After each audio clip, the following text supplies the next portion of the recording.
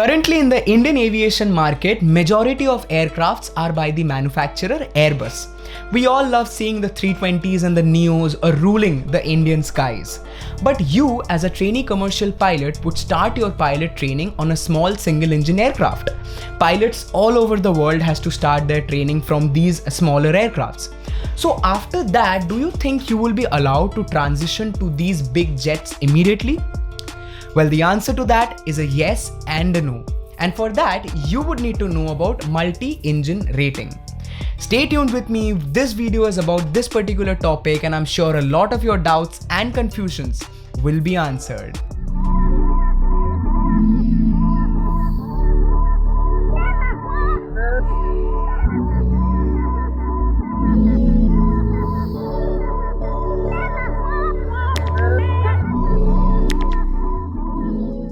Hello everybody, welcome aboard my channel and on to a new video. If you're a first time viewer, hit that red subscribe button, or you can subscribe from here as well. And don't forget hitting the bell icon so that you're notified every time I'm out with a new video. Also, YouTube statistics tell me a lot of you all are viewing my content but not subscribing. Well, if you like the content, if you are seeing it on a regular basis and you think that the channel is worth subscribing, please do subscribe to the channel and show some support. Alright, so in the beginning of this video, I asked you all a question, and that is whether you can transition to big jets right after your single engine flying training. I also threw a fact to you that the Indian aviation market is dominated by Airbus type of aircrafts. Now, to be answering this question, the good news is yes, you can. You can start flying a big jet right after your single engine flying training. But the bad news is not all manufacturers allow that. As per Boeing, for example, you can transition to a 737 right after your single engine flying training.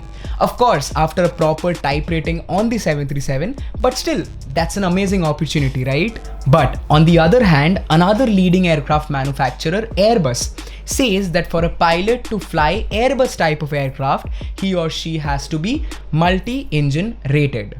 Like I said right in the beginning of my video, that the Indian aviation market right now is dominated by Airbus type of aircraft, and thus multi-engine rating at the present times is of utmost importance. So in this video today, we will talk about three main things. Number one, what is a multi-engine rating? Number two, how to get multi-engine rated? And number three, why a multi-engine rating is necessary. Now, multi-engine, as the name suggests, is basically flying an aircraft with more than one engine. Now, obviously, you won't start training on an Airbus 380 or a Boeing 747, right? For your multi-engine training, you would usually fly a twin-engine turboprop aircraft. Now, around the world, there are many different types of these aircrafts on which you can take your multi-engine training. But in India, we have few specific type of aircrafts on which you can train on. They are the P-68C, the Diamond DA-42, the Piper Seneca, the Tecnam, the Cessna 310. We also previously had the King Airs being operated by some of the flying clubs, but at present they are not operational. Now, a point to be noted here is you can fly any type of aircraft, but one, it has to be airworthy, and number two, it has to be registered with DGCA. In India, you can get your multi-engine rating done in two ways. Either you get it done within your 200 hours of flying, as in within your CPL, or you get it done after your CPL. And this brings us to the second point of our discussion, and that is how to get multi-engine rated. Now, as per DGCA, in order to get multi-engine rated in India, a pilot has to have 10 hours of flying experience on a multi-engine aircraft, obviously, which is registered with DGCA. But on the other hand, Airbus has a different kind of requirement. Airbus says that for a pilot to fly a Airbus type of aircraft, he or she has to have 15 hours of flying experience on a multi-engine aircraft. Now, what most flying clubs in India do is they offer 185 hours of flying training on the single engine aircraft and 15 hours of flying training on the multi-engine aircraft. In this way, both your requirements are met. You meet the requirement of DGCA 10 hours of multi-engine flying for a multi-engine rating. Also, you meet the Airbus requirement of 15 hours of multi-engine flying. So in this way, basically both your requirements are completed. There is a catch over here. In India, in order to get multi-engine rated, just flying a multi-engine aircraft for 15 hours wouldn't suffice. Because the rule in India is, in order to get yourself multi-engine rated, you will have to clear a technical specific paper of that particular type of aircraft that you want to fly, and obviously it is conducted by DGCA. Once you clear this paper and also you have the 15 hours of flying time on that type of aircraft, you are eligible to get multi-engine rated. In my case, I have my technical specific paper cleared on the P68C. The only thing I'm left with is flying on the P68 for 15 hours. Once I do that, I have my papers cleared already. So basically I get rated on the P68. One very important point to be noted here for all the pilot aspirants are, just like for a single engine flying training, multi-engine flying training can also be done from abroad. But in that case, what DGCA says is, in order to get yourself multi-engine rated from any other country, you will have to go there with your CPL.